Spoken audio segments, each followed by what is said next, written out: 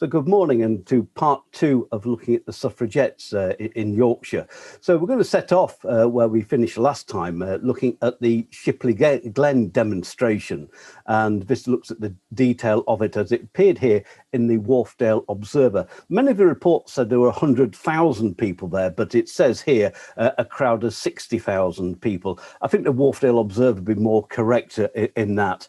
It happened on the 31st of May 1908. If you don't know where Shipley Glen is, it's straight above Titus Salt's mill at Saltaire, connected to it with a tramway, which I think is the oldest working, is it a funicular tramway, that one is, in Britain, I'll say, not rather than the world. But if you can go in on that, it gives you this sort of detail of how it sort of came about. But this is a report from the Telegraph and Argus, which is slightly different from this one, because it gives a bit more detail on how people arrived there, because it said that the tramway committee made special preparations to convey the extra passengers expected. And for some days, official notices appeared in all cars announcing the demonstration. The meeting was advertised to begin at 3 o'clock, but before noon, heavily laden cars began to leave the city, and an unending stream of people on foot wended their way to the picturesque Glen, the property of the people of Bradford, about 3 miles from the city itself. When the speakers arrived on the ground, the 6 platforms were surrounded by dense crowds, numbering at least 100,000. So that's where that probably number comes from. Never in the history of the Glen have so many human beings been gathered together. In the local Liberal press, there had appeared paragraphs suggesting that attempts would be made to disturb the meeting, and this suggestion was taken up by small gangs of noisy youths, or yowls, armed with bells and tin trumpets. Nevertheless, the vast audience of orderly and attentive persons prevented any effective disturbance.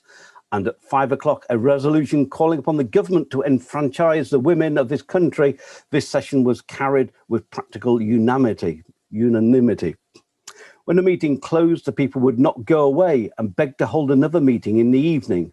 A speaker said, "The Prime Minister expects us to show a popular demand for votes for women. We offer to him the demand of the people of Bradford, which have already spoken officially through the City Council when it adopted some months ago. A resolution similar to one carried at the great open-air meeting on the Suffragette Sunday of Yorkshire." So he was referring then to the one which I mentioned last time, which is the Women's Sunday. That was a national demonstration on that, that was held, the rally in Hyde Park in London.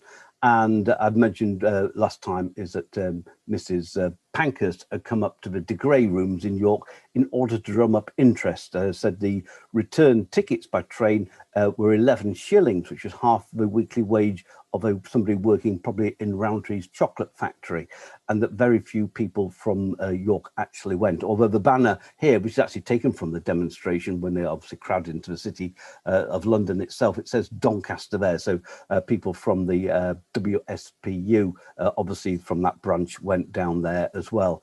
When Mrs. Pankhurst came back to York in July, she found a lot more people interested in the movement. I guess the reports in the press had stirred up interest in that. They found that the first militant action took place. Jenny Baines was found guilty of organising an unlawful assembly during a visit to Leeds by Prime Minister Asquith. She was sentenced to 6 months imprisonment in Armley Jail. On the day of her release, a kite was flown above the prison walls bearing the slogan, "Votes for Women." So we've had the big rally up on Shipley Glen, the Women's Sunday down in Hyde Park in London. Another one was held on Woodhouse Moor, just north of the Leeds University, just off the city centre, on the road out to Otley and Headingley. And so this was the largest rally in the suffragette movement in the north of England that was ever held. So perhaps 100,000 people did come to this one. Although beyond this photograph, there doesn't seem to be any other photographs of the meeting, which is quite unusual for something of that size. Adela's Pankhurst, the youngest daughter of Emmeline, came up from Sheffield to speak for this. She spoke for 90 minutes at the rally, and Mary Gawthorpe, who I mentioned earlier, was another speaker as well. Because the procession led from the town hall with a banner proclaiming, "If you believe in justice, join the women's procession." Because bands went in front of that. Because both men and women also went to these rallies as well, and gathered to listen to the various speakers. So 10 platforms dotted around Woodhouse Moor there. One of the speakers was Emmeline Pethick Lawrence. She was born in 1967 and died in 1954. She was one of the main fundraisers for the WPSU, and with her husband founded the magazine Votes for Women.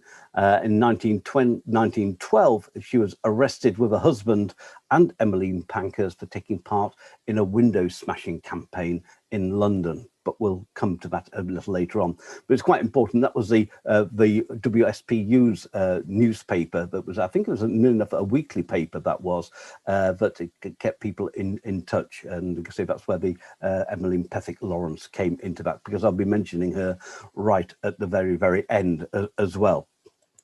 So moving on, I'm going to look at sort of militancy through the years now, and looking at some of the things that affected Yorkshire and also on the national stage as well. So between 1895 and 1905, there have been two Conservative Prime Ministers, Gascoigne Cecil and Balfour. And this was followed by two Liberal Prime Ministers up to the outbreak of war. The first one was Campbell Bannerman, who didn't last, I think he only lasted a year, I think in 1905, followed by Herbert Asquith, who was the Prime Minister right up to the outbreak of World War I. And because he does have a local connection as well. He was born in Morley, and too went to the Moravian Full Neck School on the outskirts of Pudsey. And you can say if the suffragettes hoped that a change in party would make a difference, well, it didn't at all, as we'll see. But pressure was especially put on Asquith, who got the job as Prime Minister on the 8th of April 1908. He came to Sheffield in 1909 to give an address at the barracks. They still stand on the Glossop Road. That's the road that leads out from the City Hall, the concert hall, down towards the university and the hospital down there. And now these suffragettes started to disrupt meetings. No women were allowed to enter the meeting, and due to Asquith, as he put it, unladylike behaviour. Instead, the WSPU and the Women's Freedom League gathered in a crowd estimated to be 10,000 people all the way down the Glossop Road and around the barracks. The Sheffield Independent reported scenes of wild disorder caused by these hatless women, because in those days everybody wore a hat, and because they were only dispersed when police drew their truncheons. Christabel Pankhurst applauded the effort, writing that the women who were barred out from the Prime Minister's meeting called upon the general public, and to this appeal there was a wonderful response. Asquith also came to Leeds, to what is now the O2 Academy, adjacent to Millennium Square and the Leeds Mechanics, the Leeds Museum opposite there as well. It was then the Colosseum Theatre. And again, only males were allowed to enter into here, but it didn't stop the suffragettes, who were here at this time, also swelled by the unemployed as well. That was part of their policy, was to gather as many people for these rallies as possible. And it was there that Sarah Jane Baines, she was born in Birmingham in 1866, died in Melbourne, Australia in 1951. We'll see that a lot of these suffragettes actually did go to Australia after the movement ended. And she was a paid organiser of a women's social and political union in Manchester. She earned £2 a week. Because prior to that, she'd actually been a machinist in a textile factory as well. And she was arrested in Leeds for causing, I guess, a civil unrest or something like that, and was the first woman to be tried by a jury for a suffrage offence. So that was the picture of her there, why she was famous at the time. She denied that the WSPU was in league with the unemployed, but was in fighting instead for liberty, freedom and justice for women. She refused to be bound over to keep the peace. So sometimes you were charged, I guess you had to put a bond or something like that of £5, and you'd have to be given the, not to create a disturbance in the next 6 months or a year, or whatever the magistrates said on that. But she refused to do that and was sent to Armley Jail for 6 weeks, as she didn't recognise the laws of this court administered by men. It didn't stop her from activities. In 1912, she tried to burn down a theatre in Dublin. That's where Asquith was also speaking at as well. And in July 1913, tried to bomb railway carriages in a siding in Manchester. She was smuggled out of the country after that and ended up in Australia. Australia, as I mentioned in a little while, quite a few countries allowed women to vote, and Australia was one of them at least around about this time. They did it by different states, so it wasn't a complete national picture in Australia. But that's, I guess, why she went to Melbourne, because there'd been activists there and they'd already won the right to vote in Australia.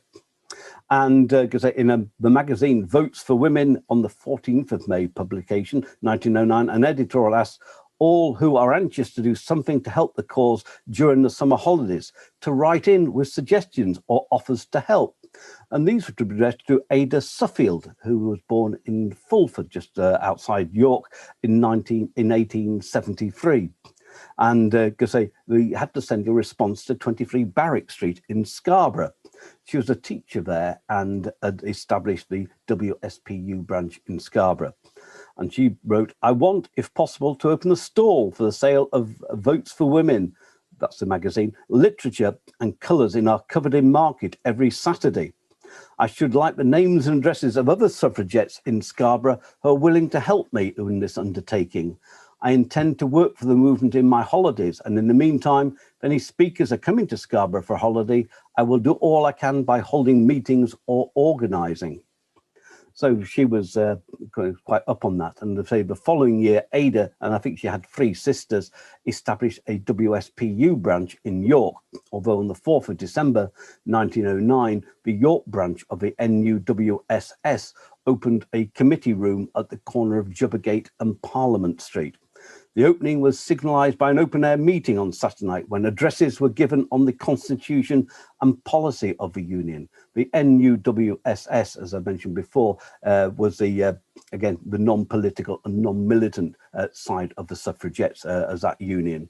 I'm going to say a week later, on the 7th of December, Miss Mary Fielden, another organiser from Manchester, because that's where the WSPU really had their organising. It was founded there and really had their organising office there for the, I guess, for the North, because they'd have their main property down in London.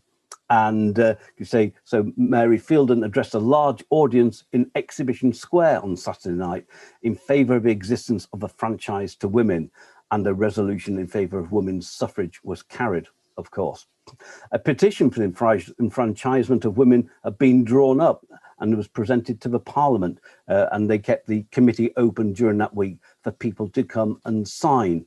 You say all these sort of petitions were delivered down to, I guess, Downing Street or something like that, but they were never really commented on, and I say it never really furthered the cause of these sort of individual city petitions at all. So moving on into 1910, we'll see that it gets more militant as time goes on.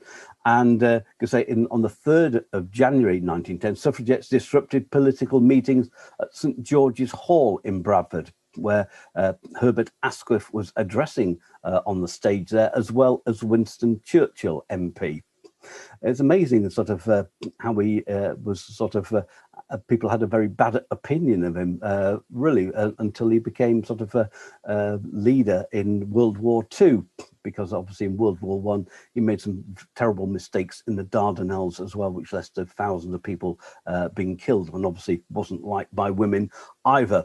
And the night before Asquith and Churchill were to appear on the stage at St George's Hall, 2 women broke into the hall and hid underneath the stage and staying all night. The following day found them thirsty, dishevelled, but with hearts on fire, the Telegraph and Argus reported. And when Churchill, I could say the first speaker, walked onto the stage, the women protested, I guess came from underneath it with their banners, but were thrown out. At Crooksmoor at Sheffield, which is just outside the city centre, on the Saturday evening, the July in 1910, around 5,000 people gathered for a rally here, jointly by the WSPU and the Women's Freedom League. Speakers included Annie Kenny, a suffragette from Oldham, and who worked in cotton mills as well. And she was jailed for 13 times during these period running up to World War I. And the crowd really came to listen to Adela Pankhurst, who lived in Sheffield at that time, and who spoke about women who are ready to die to get themselves the vote. Though some were mostly peaceful, some threw stones at Adela, and one man told her she'd be better off at home mending stockings. That was quite often the view of a lot of men at the time as well. Like I say, a lot of men disrupting these meetings as well because they thought that the women's place was at home. And later that month, Adela was up in York for one of two open meetings. She was at the first one on July the 27th, and on the other one on August the 3rd, then the bank holiday weekend, was a Miss Hodge of Australia, Dr. Mackenzie, and Miss Fronson of Norway. At the first meeting, 57 copies of Votes for Women were sold, and at the second meeting, 120, obviously proved more popular on the second meeting. And it was announced that Mrs. Pethick Lawrence, the editor, as you can see on this Votes for magazine, who I mentioned earlier, and her husband there, who edited the magazine, she was going to come to a meeting on the September the 14th that year, and was received with great applause. This is part of another wider a week-long campaign. It actually start off on the 8th of September with Adela Pankhurst giving an address on a wide range of topics, including militant tactics such as smashing windows, and spoke of the other need for other reforms, not just on the rights for women to vote, but also on acts which had affected children, housing, education, infant mortality, working in sweatshops, and the low women's wages compared for men who were doing a comparable job. So it broadened out now rather than, to appeal to more people on that. And really what was happening this year was the start of the conciliation bill, because it ran over 2 years. So they'd been denied the vote a number of times, 1866, 1884. And they hoped that when Asquith came on, that there would be a move by him in order to, again, I guess, bolster the perhaps liberal things. A lot of women pinned their hopes on the Liberal Party for that. But he had a number of problems during 1910. He proposed this bill, the conciliation bill, that would give some women the vote. But by the end of the year is that he didn't really have, he wanted to push through some acts, including the Conciliation Act. I guess he didn't really support it himself, but I think a lot of his MPs did. But he didn't really have the support in the Houses of Parliament to do that. And in order, I guess it's a bit like Theresa May or David Cameron, is they went back to the polls later in the year. But instead of receiving an increased majority, it actually went down to a very low working majority, I think only by 2. And therefore, the Liberals had to rely upon some Labour MPs and also some Irish MPs. These were sort of Sinn Féin MPs around at the time. And so they, the suffragettes, hoped that this would come into an act probably in 1911. And so a truce was formed during 1910, really from January of that year. So to give time for a group of what they called conciliation MPs. The committee was made up of 36 MPs, 25 Liberals, 17 Conservatives, 6 Labour, and 6 Irish nationalists. And they could say this is what they were going to put through to see what the bill would contain. And could say they hoped that it again would be given on the ownership of property, and because they would probably just only include only a very small number of women. They estimated around around about 1 million women, whereas at the time is that the adult women in in Britain at the time made up really 51% of the population. And that was one of the reasons why they didn't want to widen it too much, because if they gave women the vote up to what the age was that men were allowed to vote, it would actually there'd be more women than there would be men voting. So that was a great fear about that. And we'll see that it rises its head again, that percentage between men and women living in Britain at the time of voting age, and why that happened in 1918. So at the second reading of the bill in the House of Commons, this was sort of round about the beginning of 1911 now, it was passed by 298 votes to 189. But in one of those famous delaying tactics that the government uses, is that it came through, like I say, at the beginning of 1911, and then sort of rumbled on. And then they said they'd run out of time in Parliament for it to be passed that year, and then would have to go into the next year. And quite often this happens, and it's sort of, once it's run out of time, it doesn't sometimes ever reappear back in Parliament. But like I say, it did go back, but when they sort of, as Mrs. Pankhurst said, they failed to honour the bill and to create into an act. I'll come back to the act again a little later on.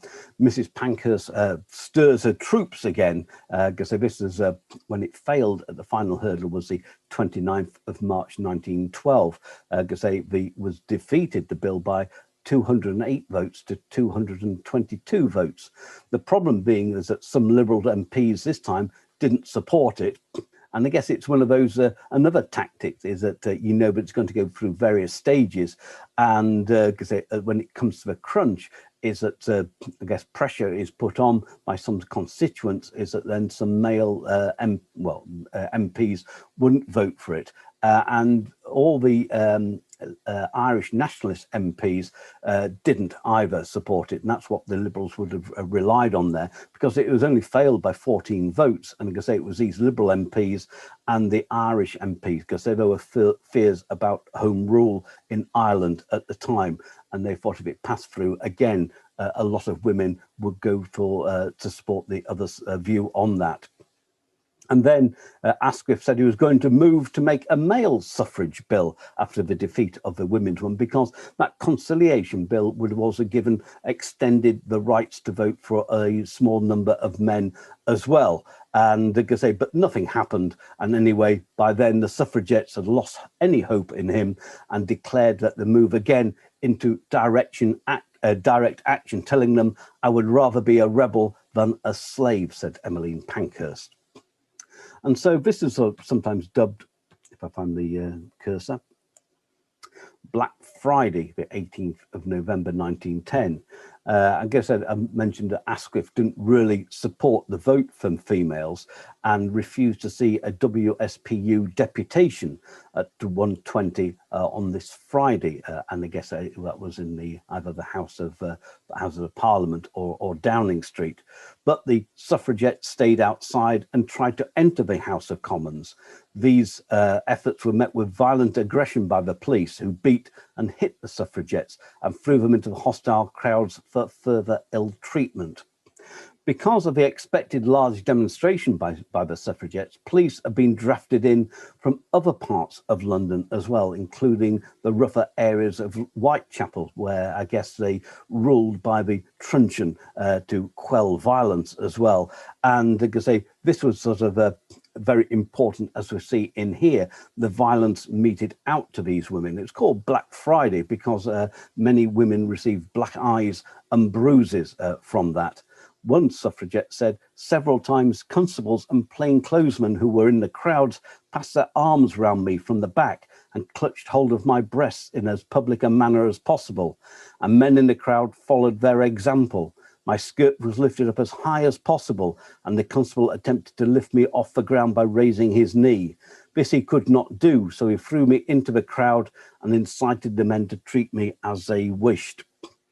So that's how it was dubbed there, and that's what was carried in all the newspapers at the time. So although, because it had a twofold effect, is that women were willing to, demonstrate and to be hit by the police in this, but it made the headlines, which encouraged more women to join in that, although some abhorred the violent aspect of this thing, but they'd tried other ways to that.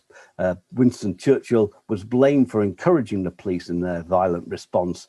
119 protesters were arrested, but all were released without charge the next day on Churchill's orders. I guess that he was considering a political backlash. And I guess that's what we're seeing going on at the moment with the quelling of the protest in London over the weekend. This type of thing, and then people distancing themselves from it as quickly as possible. So if we look at sort of other militant actions in that year, and so it wasn't just violent demonstrations, but maybe to appeal to the sort of middle and upper class protesters, who probably didn't like being involved in these open air meetings for fear of being hurt, and some plays were performed as well. People wrote songs as well. The first we hear of it in Yorkshire is staged on the 15th of October 1910, when the Women's Freedom League staged a pair of suffragette plays at the Albert Hall in Sheffield. That's the one where is opposite the City Hall, the concert hall today. And they were written by, I don't know if you want to pronounce it Cecily or Cicely Hamilton. And she was born 1872, died 1952, both in London. She wrote A Pageant of Great Women, and that's, as you can see from this other photograph over here, that's the great women you got through centuries and millennia down there as well. And another play she wrote was Anti-Suffrage Waxworks. They were both sort of, entertainment, educational, and exposing double standards as well. They were toured all over the UK by the pioneer players until World War I. On the 28th of February 1911, they were performed at the York Assembly Rooms with performances at 3 o'clock and 8 o'clock on that evening. They included other plays, the comedy How the Vote Was Won, because they first performed at the Royalty Theatre in London in April 1909. Anti-suffragists argued that a woman's place was in the home, bringing up children and being supported by a male relation, such as a husband or a father. And it concluded the evening with the Ethel Smith's The March of Women. If anyone's seen the film Suffragette, which I think was released 2018 or something like that, that piece of music is played in that as well. There was also violence in Leeds too. Leonora Cohen threw a rock at a government building window, was arrested, this is down in London, and held in Holloway prison for 7 days. She defended herself in court, and though found guilty, she was released. She was also thumped on the jaw with a clenched fist of a policeman and knocked down under a mounted policeman's horse at a House of Commons protest. But as a lot of activists found, their friends who were like-minded supported them, but they lost a lot of friends who did not support the violence, and because she also received hate letters and her son was bullied at school. So a little bit about Leonora Cohen. She was born Leonora Throp in Hunslet on the 15th of June 1873. The amazing thing about these women now, we're so close in history that they're sort of within our own lifetimes as well. She died in 1978. Her father was a sculptor, but he died early on in her life in 1879. So her mother had to go out to work as a seamstress to support her 3 children.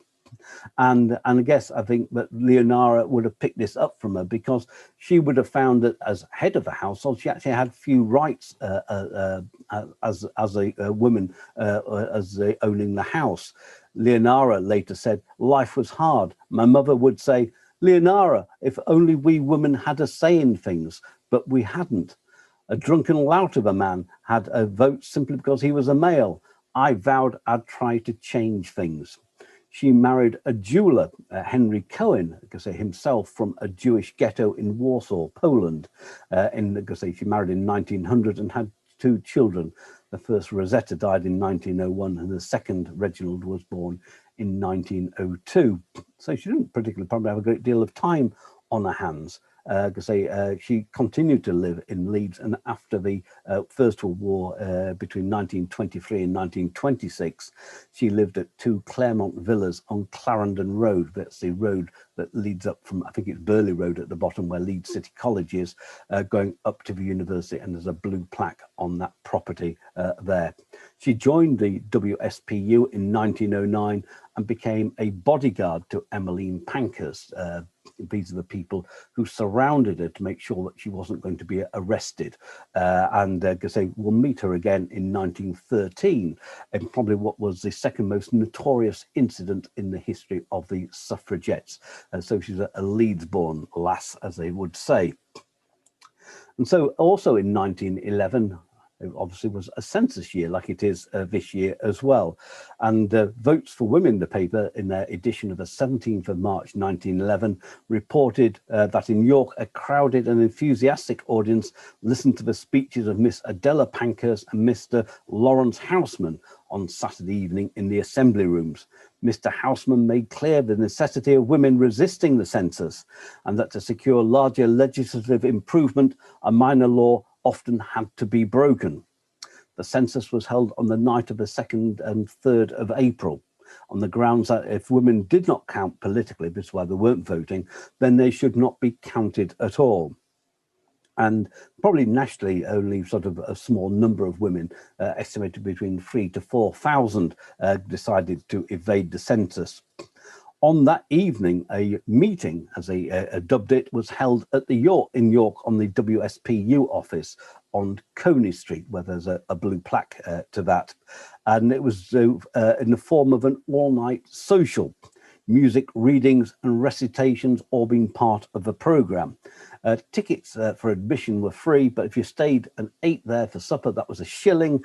And if you're still there at breakfast time, that was 6pence. And they could say explicit where they were to meet, because in those days, enumerators went from house to house down streets to cover all those properties. And the enumerator recorded in the Sheffield, York one, suffragettes occupying room, Bland's Court, Coney Street. And he didn't get the names, but it just showed that there were 3 males and 18 females in that property. So they obviously refused to give their names. In Sheffield, when the enumerator knocked on the door of Helen Archdale, they counted Adela Parkhurst there. And that's what you can see over here as well. Just the 2 names down there as well, but not the names of the other people. Perhaps she was, those 2 were well known enough to the enumerator, because there had been local men who went round to there. But he noted that there were 48 females present, names unknown, and 1 male. The male actually was a reporter from the Sheffield Telegraph who was there to write about it.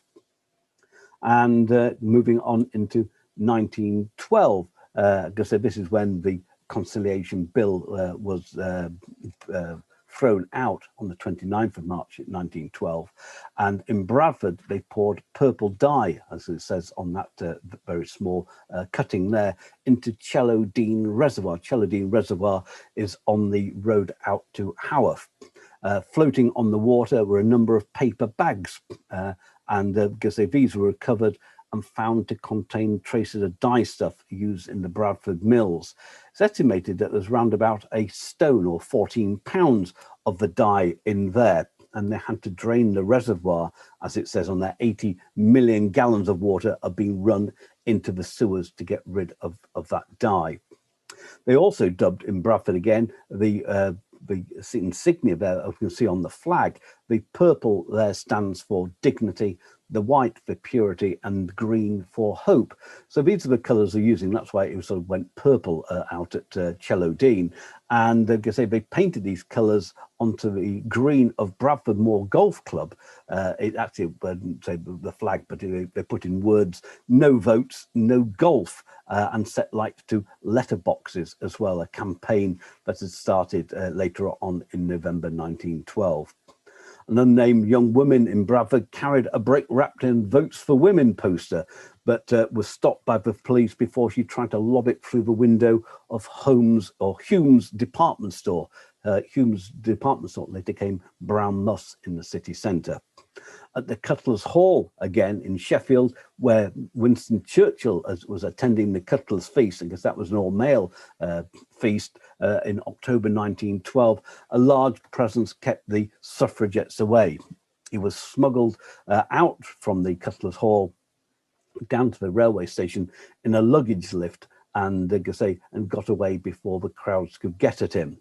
Like I say, although the police managed to keep the protesters outside, they interrupted the event by sending Churchill several telegrams during the dinner, because that was the thing, is that's the only way they could get to it, and people probably stopped to read the telegrams out, and probably the idea that it was annoying him really during that. But by the end of 1912, 240 people nationally, women, are being sent to prison for militant activities. It continued much more into 1913. Several letter bombs were posted in York on the 29th of January 1913, one of which exploded in the York sorting office, injuring 2 postmen. In April, a bomb was found outside the offices of both the York newspapers at the time, the York Evening Press and the Yorkshire Herald, both being on Coney Street at that time. After attacks on politicians' houses, I think there tend to be sort of empty houses out in the country to begin with, they started a campaign of attacking other empty houses. And I guess they had some sort of link with politicians. Although this had reprisals. In May 1913, after attacks on houses in Doncaster, a mob of 1,000 attacked the WSPU when they were having a rally in the town centre. Nobody was hurt in the Doncaster fires, but at Bradford district in June 1913, 2 men were killed, as well as several horses. The acts were officially claimed by the suffragettes, although sometimes it was work of copycat attacks or people bearing grudges against others, taking advantage of this sort of behaviour at these times.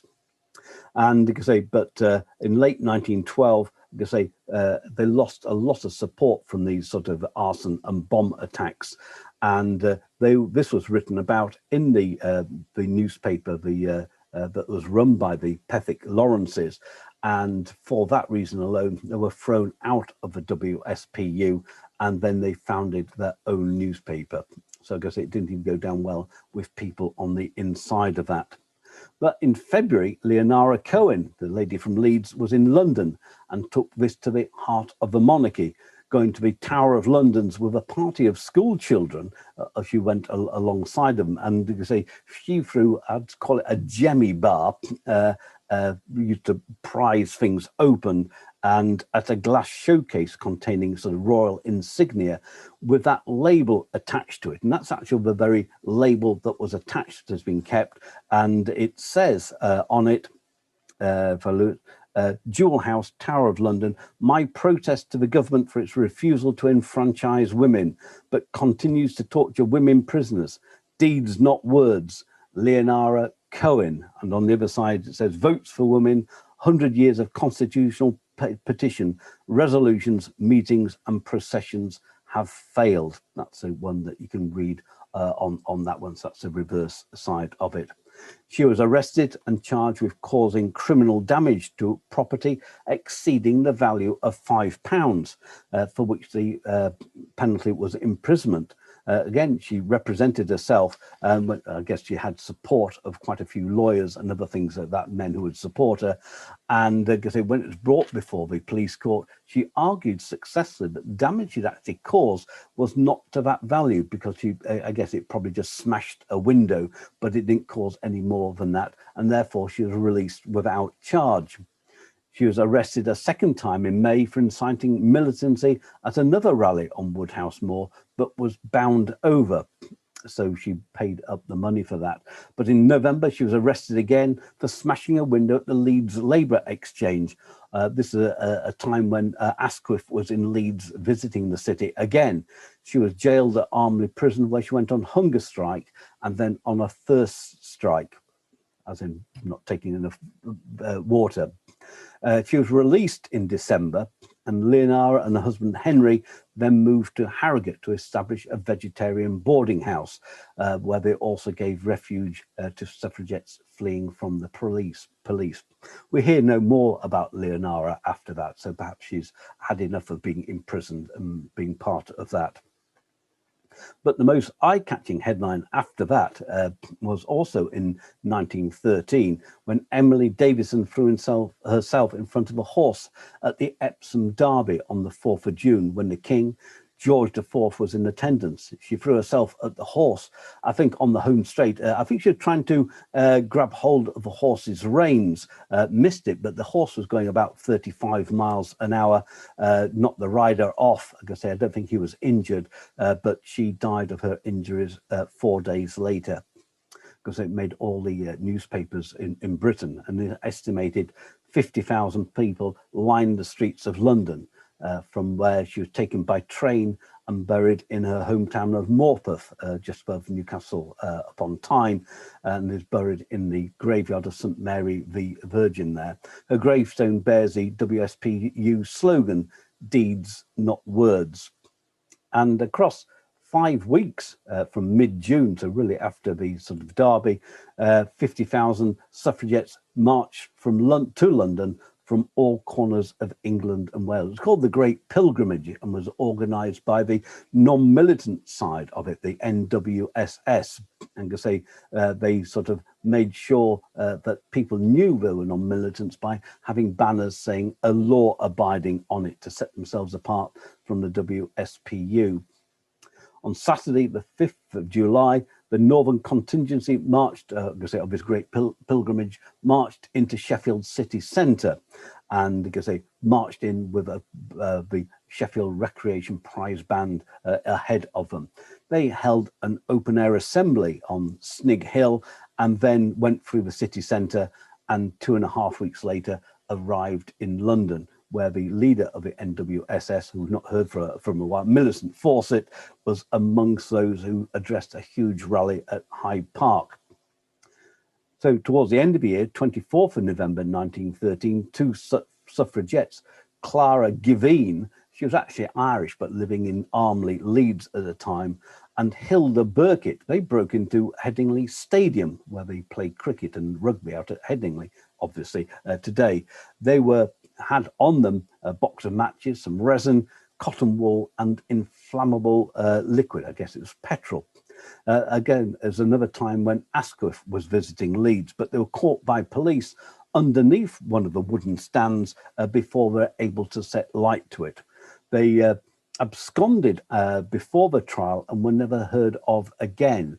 So obviously sneaked out of the country and probably ended up in Australia as well. And so a lot of these women, who ended up here, ended up in Armley jail.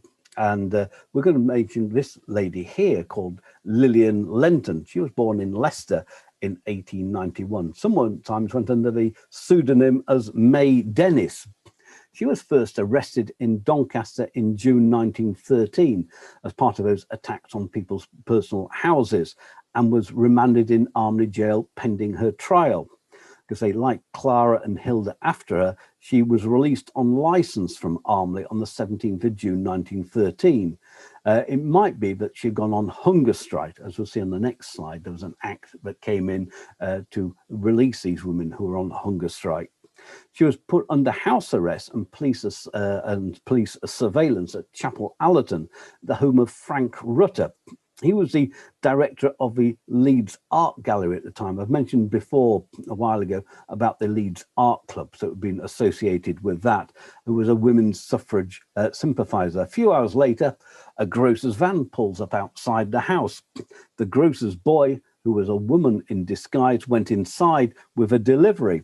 Unseen by the 9 police officers watching the house, Lenten swapped clothes with this boy and then got back into van and was driven off. She went out of the house reading a comic and eating an apple. She then went to the Chain Bull pub in Moortown and then there to Harrogate and finally on to Scarborough, where she boarded a yacht that took her to France. Because it didn't keep her out of the country for long, because she returned to London later in 1913 to resume her arson attacks, for which she was arrested and escaped twice more, because she had gone on hunger strike and then was immediately released. During one of her escapes, she fled to the Lake District, where she met and befriended D.H. Lawrence. She found herself back in Leeds in 1914, where she was put on trial for the Doncaster fire of the previous year. During a trial at the town hall, she tried to convince the jury to consider the extraordinary state of affairs, which permits women who break laws made entirely by men to be brought before a court consisting entirely of men. Because she was convicted, went on hunger strike at Armley and was released again. Because she had quite an illustrious sort of life after that. In the First World War, she served as a nurse in Serbia, worked in Russia and Sweden, and later in life was the financial secretary of the National Union of Women Teachers and continued to support feminist causes. She died on the 28th of October 1972, aged 81. You'll note that this photograph here wasn't an official photograph, because I think she'd refused to have a photograph taken, and this was taken, I guess, when she was walking out of there, and the number being put on after that. It's just so that the police could recognise who these women were, as well as other criminals as well. So why they were released when they went on hunger strike is all due to this, the Cat and Mouse Act of 1913. So it was assumed by the authorities that when a woman now went to prison, that they automatically go on hunger strike.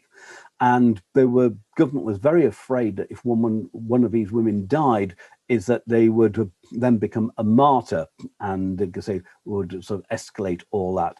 And so the Cat and Mouse Act allowed suffragettes to go, really to, when they went on hunger strike and sort of weakened, they were then released from prison, knowing that it'd probably take them a few weeks to strengthen themselves up by eating again, and perhaps they would rearrest them later on and bring them in. So it went to and fro like that. So it effectively was a control method without anybody becoming injured in that as well. Like I say, there was some force feeding as by this, and that's really when that was published in the newspapers about force feeding. Again, it turned the people's opinion about the government on that, and that it shouldn't be done, and that's why the Cat and Mouse Act was brought in. And again, you can say it's this thing about the Liberal government as well that they didn't like, and that's why a lot of them went to support the Labour in the hope that they would do that as well. And so this was sort of where the public opinion, again, sometimes being swayed in the suffragettes movement, and sometimes against it as well. But I say it was sort of surprising, because some countries, even with British connections, such as Australia and even the Isle of Man, women could vote there as well at this time in 1913. And these changes were really coming through in the early 1900s. You could also vote as a woman in Sweden, Austria, Denmark, in many states of America, and Finland as well. So that they were released from prison on jail, and the whole thing could start again. So civil government is a very simple thing to do, and a very effective weapon against the suffragettes. Let's move into 1914 and just look at these photographs here. I'm going to mention Huddersfield. This is the picture here of May the 9th, 1914. It's got nothing happened particularly on that day unless there's a rally on Hartshead Moor. That was quite a rallying point during the Chartist time, and even before that, I think even in the sort of strikes of sort of around about 1820, a lot of people met on Hartshead Moor. It's where the near enough where the service station is on the M62 today, before it drops down to Brighouse and onto Huddersfield.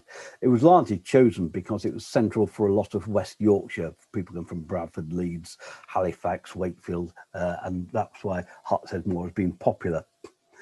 This one over here is a dress that was worn by May Gawthorpe in 1914 to the Leeds Art Club ball.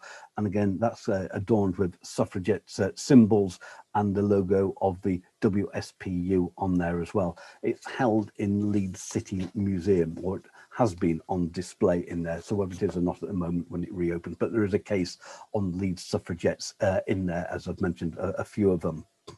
So coming back to 1914, the first attack of the year in Yorkshire took place on the 7th of January, when a dynamite bomb was thrown over the wall of the Harewood Army Barracks in the city centre of Leeds, and it was being used by police for training at the time. The explosion only injured one man, but blew a number of people off their feet as well.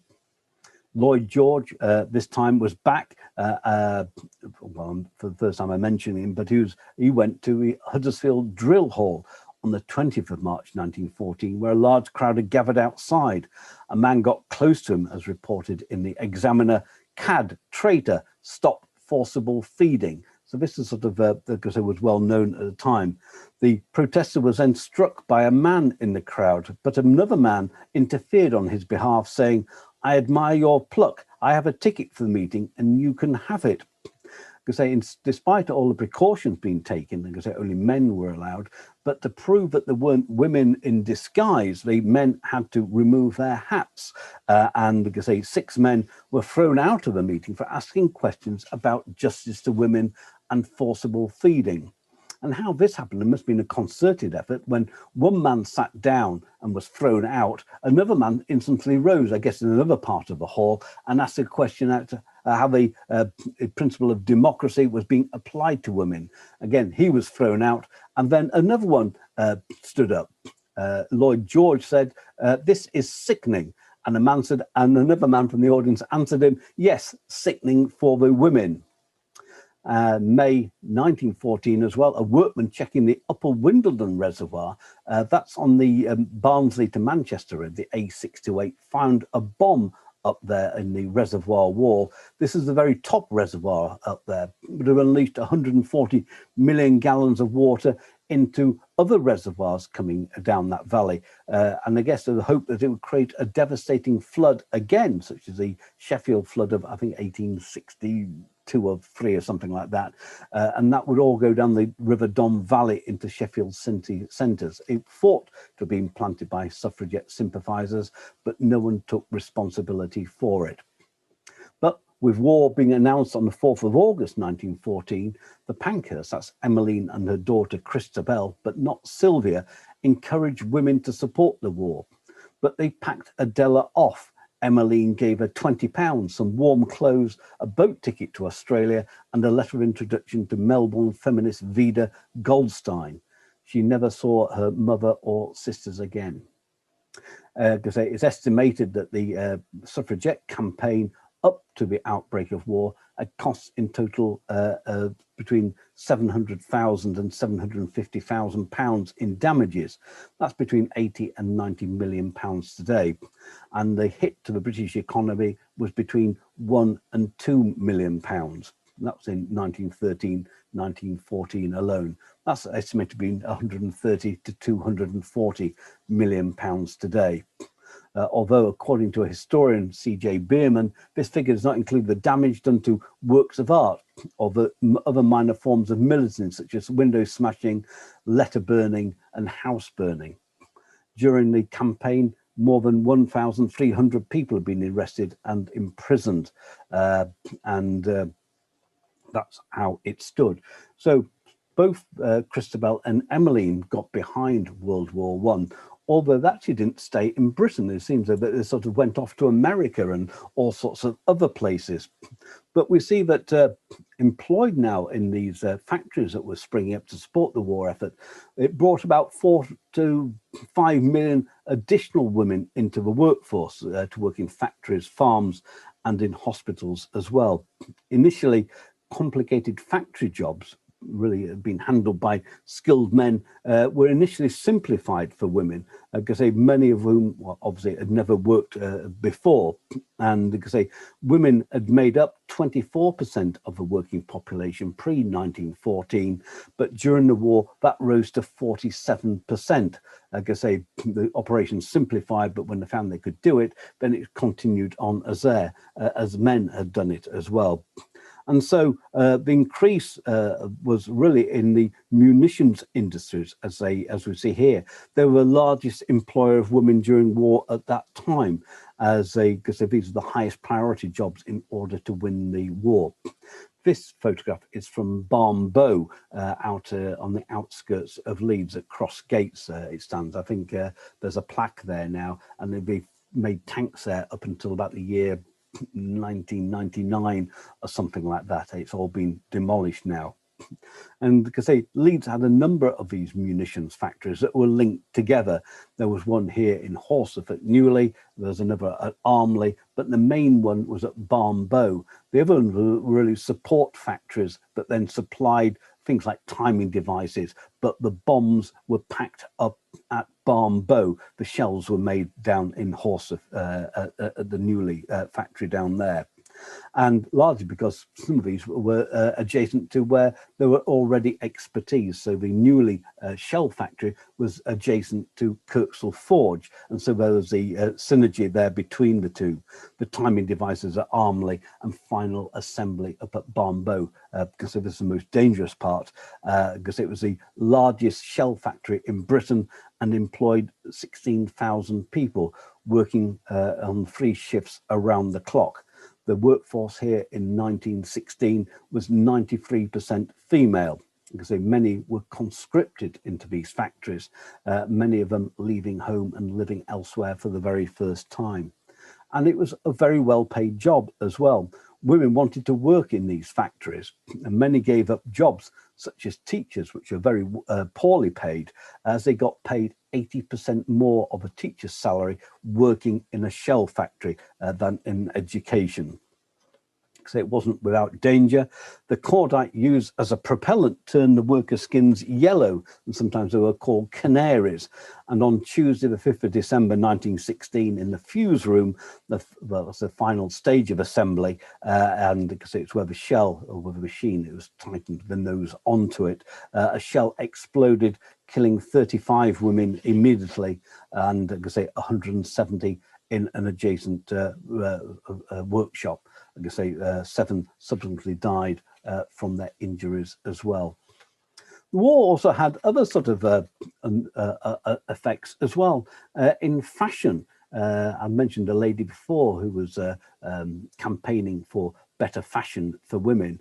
And so during the war, women were now allowed to wear trousers, overalls, and what was really considered male attire as well. They also wore shorter skirts and had looser waists, because all this time without being ridiculed, which they would have been before the war years. And really they also had disposable income for the very first time, but what to spend it on, but well, that was very limited to what was available in the shops.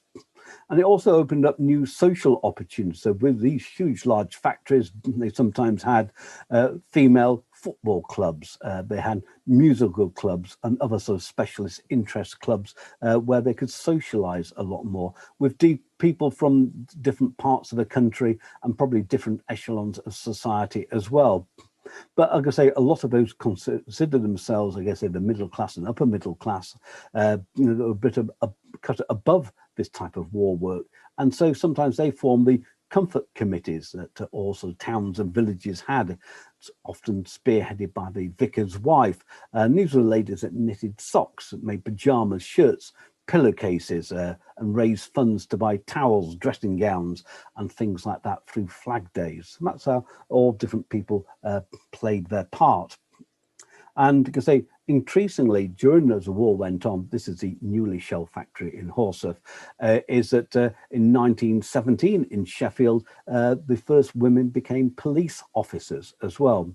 But because women were paid less than men, there was a worry that employers would continue to employ women in these jobs after the war, when sort of men would probably return to their old jobs. This didn't happen. Either the women were sacked to make way for the returning soldiers, or women remained working alongside men at much lower rates, because the munitions factories such as this one closed straight away in November 1918. So there was an immediate loss of jobs in there. But even before the end of the war, many women refused to accept lower pay for what in most cases was the same work as men had previously done. A government report published in 1918 endorsed the principle of equal pay for equal work, but only for the duration of the war. But their expectation was that due to their lesser strength and special health problems, women's output, as I said, would not be equal to that of men and therefore should be paid less, although, because the war work proved otherwise. The main problem was that what to do with the returning soldiers, and because it was a much more difficult question to get around. And largely because history sort of says that normally after a war for a year or two is that there's a boom, largely because there's lots of repairs to do. The armaments industry and sort of tank building and stuff like that has got to go on. And then after that quick boom, it's normally followed by a long period of bust. And because World War I was no exception to that rule, especially the 1920s and even rolling into the 1930s were being the worst of those. So women had proved what they were capable of, and there was been really no militancy during the war. I guess apart from some women who handed out white feathers to men they considered should have been in the war.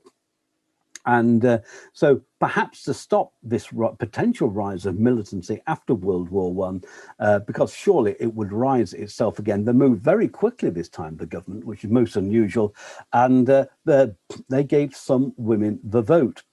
In November 1917, the WSPU came to an end, and Emmaline and Christabel Pankhurst founded the Women's Party. I think there was no really support to it after the war. And I mentioned before, sometimes when the economy is good, is that people aren't interested in these issues. And I guess a lot of women had earned substantial amounts of money during the war, and now the men had come back. And so there was this sort of period of, I guess, of elation that war had ended, and I guess that's why the WSPU really had no place anymore at all. And in November 1918, really just at the end of the war, the Representation of the People Act was passed, and allowing some women to be elected into the House of Commons. The vote was only given to the women over the age of 30, who were householders, the wives of householders, occupiers of property with an annual rent of £5 or more, and graduates of British universities. About 8.4 million women gained this vote. That was less than half the adult population of women in England, but they made up 43% of the voters. And if it was levelled down to the age of 21, the same age that men could vote, then there would have been more female voters than male voters. This was due to the loss of men in World War I, because they were mostly under the age of 30. That meant there were more single women under the age of 30 than there were men, and it was skewed because the whole result with potentially, well, there would have been more female voters than there would have been male voters if that sort of decade between 21 and 30 was taken into account. Women were allowed to vote for the first time in the general election of the 14th of December 1918. 17 female candidates were fielded, including Christabel Pankhurst. She stood for the Women's Party at Pethick, which is in the Midlands, because despite the Conservative Party agreeing not to field a candidate, and I guess the thing was to make sure that Christabel was going to be the first female MP. She lost to the Labour candidate by 775 votes, or she gained 47.8% of the vote, because it was split just between those two people standing up for election. But the Women's Party didn't take off and was dissolved in June 1919. But it wasn't until the following year that Nancy Astor became the first woman to take a seat in Parliament. Because although a month earlier, an Irish nationalist, Sinn Féin's Constance Markievicz, had been elected to represent them, she refused to take a seat in the House of Commons. Nancy Astor's husband, called Waldorf, was a sitting MP for Sutton Plymouth, and he stood down in order to allow her to win the by-election of 1919. She didn't really endear herself to suffragettes. When she was American, she played no part in England's struggle for women to get the vote, and really by default, she took her husband's safe seat. That same year, 1919, Eleanor Barton became the first woman to be elected to a council, and this was in Sheffield. And because there was a Sex Disqualification Removal Act of 1919 that now allowed professional women, i.e. those women in business who hadn't been at university. And so it opened that up a bit more. The first female MP in Yorkshire was Keighley's Margaret Winteringham, and she became the first female Liberal MP in 1921. And in 1924, Margaret Bonfield was appointed the first female government minister. And I arrive on my last slide now, and leading up to the Equal Franchise Act of 1928, when both men and women aged 21 and above won the legal right to vote. Emeline had spent much of her war and post-war years travelling. She'd been Russia, America, and Canada. And on her return to London, surprisingly, she joined the Conservative Party, of all things. Sylvia, because they were probably the naughtiest of them, she was living with an Italian anarchist in London, had a child out of wedlock, which was not a social taboo then, and called him Richard after her father, Keir after Keir, I can't remember his name at the top of it, Pethick, after Mrs. Pethick, Pethick Lawrence, the editor of the magazine, and obviously Pankhurst she kept as a surname as well. Later, she became a communist, Keir Hardie, that's where it's come to me now, where it came from. She later became a communist and died in Addis Ababa in Ethiopia in 1960. She had been invited there by Emperor Haile Selassie in 1956, sorry. I think he's the one that was revered by Rastas in Jamaica as well. She was aged 78.